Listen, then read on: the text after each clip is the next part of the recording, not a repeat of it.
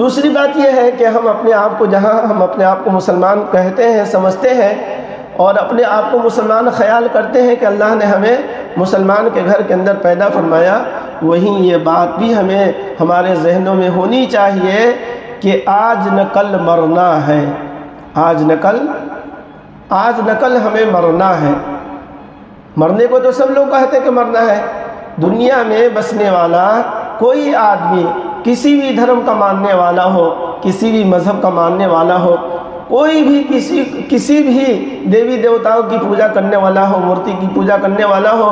درخت پیڑ پودے کی پوجا کرنے والا ہو، خواہ وہ مسلمان ہو یا غیر مسلم ہو، ہندو ہو، سب کو اس بات پر یقین ہے کہ آج نہ کل مرنا ہے۔ مرنے میں کسی کا اختلاف، کسی کا جھگڑا، کسی کی لڑائی نہیں، کوئی اس بات کا انکار کر ہی نہیں سکتا ہے کہ ہمیں مرنا نہیں ہے۔ آج نہ کل سب کو مرنا ہے۔ جو دنیا میں آیا ہے آج نہ کل اسے مرنا ہے۔ بلکہ انسان ہی نہیں، سارے جانوروں کے ساتھ یہی معاملہ ہے، سارے پیڑ پودوں کے ساتھ بھی یہی معاملہ ہے۔ جتنے پیڑ پودے ہیں وہ ایسا نہیں ہے کہ وہ آج لگا ہوا ہے تو وہ ہمیشہ کے لیے رہے گا، کبھی نہیں تھا، آج ہے، کل وہ ختم ہو جائے گا۔ خواہ جیسے ساگ سبزی ہے، وقتی طور پر ہے، جب تک کہ اس کے اندر پھل پھول ہے، جب تک کہ اسے جو ہے سبزیاں مل رہی ہیں، جب تک کہ اس کو باقی رکھتے ہیں، جہاں جو ہے وہ سبزیاں وہ سیزن ختم ہوتا ہے اور اس سے ترکاری اور سبزی اگنا اس سے بند ہو جائے تو پھر اس کو لوگ خود ہی اکھاڑ کر کے پھینک دیتے ہیں، بھائی اب یہ تو جنگل ہو گیا۔ تو ویسے ہی جو ہے اللہ تبارک و تعالیٰ انسان ہی نہیں بلکہ کائنات دنیا کے اندر جتنی بھی چیزیں ہیں سب کو اپنے اپنے وقت پر ختم ہو جانا ہے، سب کو اپنے اپنے وقت کے اوپر ختم ہو جانا ہے۔ اچھا ایک اور بات سنیں، حدیث شریف میں آیا، اللہ کے رسول پاک صلی اللہ علیہ وسلم نے فرمایا کہ جتنی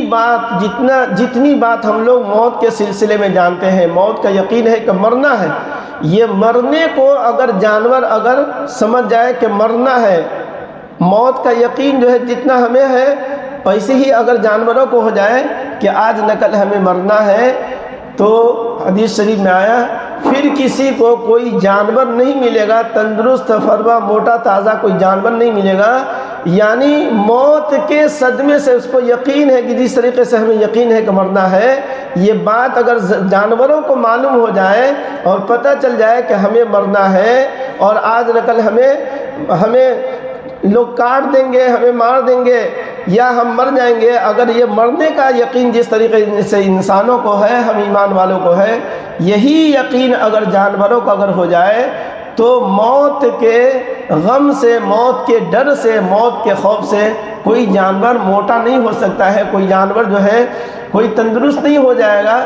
نہیں ہوگا، بلکہ سارے جانور موت کے صدمے سے دبلا پتلا کمزور اور وقت سے پہلے ہی بیمار پڑ کر کے وہ مر جائے گا۔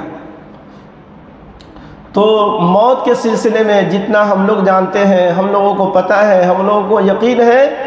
دوسری کسی بھی مخلوق کو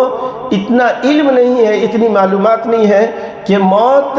برحق ہے، موت آنی ہے اور ایک نہ ایک دن دنیا کو چھوڑ کر کے ہمیں جانا ہے۔ تو پہلی بات کہ ہم مسلمان ہیں، دوسری بات یہ ہے کہ موت آنی ہے، اپنے اپنے وقت کے اوپر موت آئے گی، اپنے اپنے وقت کے ہی پر اللہ تبارک و تعالیٰ موت کا سلسلہ اللہ نے رکھا ہے۔ یہ اور بات ہے، اللہ تبارک و تعالیٰ کے ہاں دنیا میں آنے کی ترتیب ہے، یعنی اللہ تبارک و تعالیٰ ترتیب سے دنیا میں بھیجتے ہیں، جیسے دادا ہے، باپ ہے، ابا ہے اور پھر جو ہے اس کا بیٹا ہے، یعنی پوتا بعد میں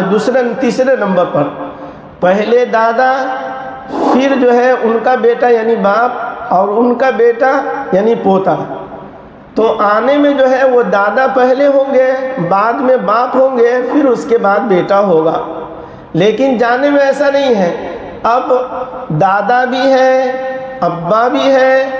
اور پوتے کا انتقال ہو گیا، نانا بھی ہے، نانی بھی ہے، ماں بھی ہے اور نتنی کا انتقال ہو گیا، بیٹی کا انتقال ہو گیا۔ بیٹا ہے ابا کا انتقال ہو گیا، بھائی بہن میں بھی کوئی ترتیب نہیں ہے، کوئی بڑا بھائی ہے کوئی چھوٹا بھائی ہے، کوئی بڑی بہن ہے کوئی چھوٹی بہن ہے، تو ایسا نہیں ہے کہ بڑی بہن ہے تو اس کا انتقال پہلے ہوگا، جو بعد میں آئی ہے وہ بعد میں جائے گی، ایسا اللہ کا نظام نہیں ہے۔ اللہ جس کو جب جہاں سے، یہ بات یاد رکھے گا، اللہ جس کو جہاں سے جب جس حالت میں چاہے اللہ تبارک و تعالیٰ اپنے پاس بلا لیں گے۔ اس سلسلے میں نہ کوئی اللہ کو روک سکتا ہے اور نہ اللہ کو کوئی ٹوک سکتا ہے اور نہ کوئی اللہ کو رائے مشورہ دے سکتا ہے